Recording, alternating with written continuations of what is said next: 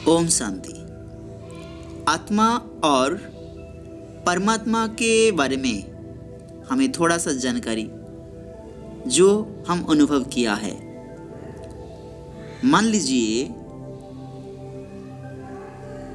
परमात्मा के बारे में 4 बातें और आत्मा के बारे में 4 बातें। वो 4 बातें क्या है? इस लौकिक दुनिया में हर एक व्यक्ति का अपना नाम होता है, रूप होता है, उसका घर होता है और उसका काम भी होता है। इस चारों बातों में उसका आइडेंटिटी प्रूफ होता है। इसी तरह परमात्मा की जो 4 बातें हैं, उसका नाम क्या है, उसका घर कहाँ है, उसका रूप क्या है और वो रहता कहाँ है, उसका काम क्या है।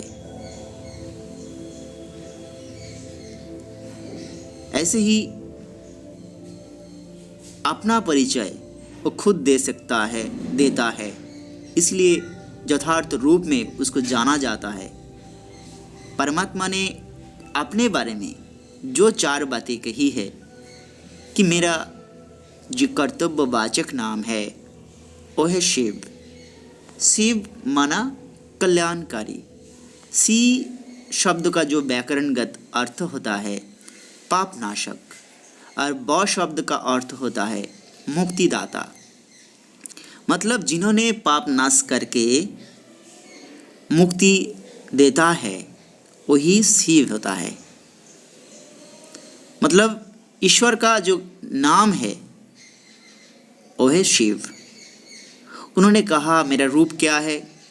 मेरा रूप है ज्योति, point of energy, point of light. अति सूक्ष्म एक ज्योति है, इसलिए उन्हें निराकार भी कहा जाता है। इसलिए दुनिया में उन्हें शिवलिंग के रूप में पूजा किया जाता है। कहा भी जाता है शिव ज्योतिर्लिंगम। नाम है शिव, रूप है ज्योति।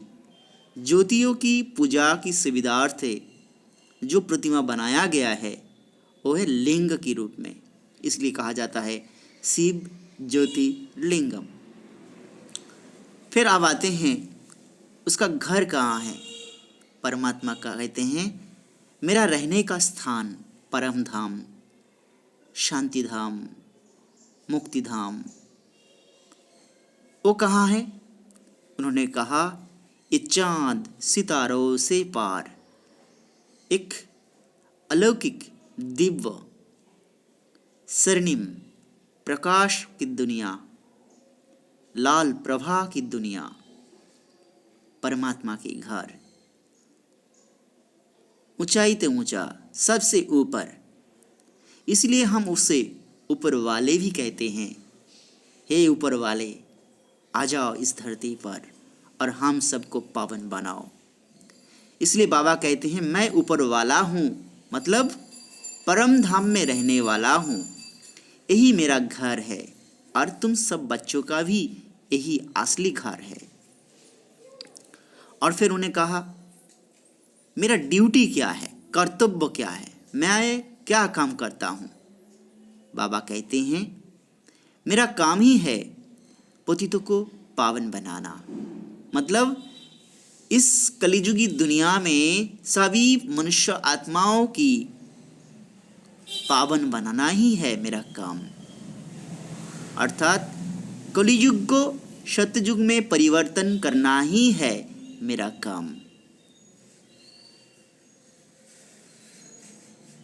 इसके अलावा मेरा और कुछ काम नहीं है।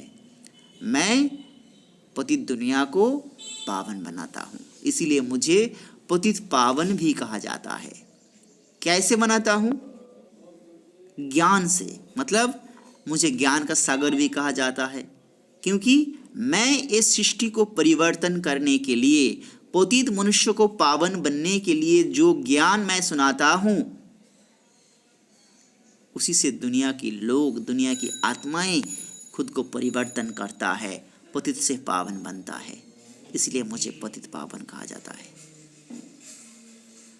अर्थात मेरा नाम, मेरा रूप, मेरा काम, मेरा रहने का स्थान कभी बदलता नहीं है।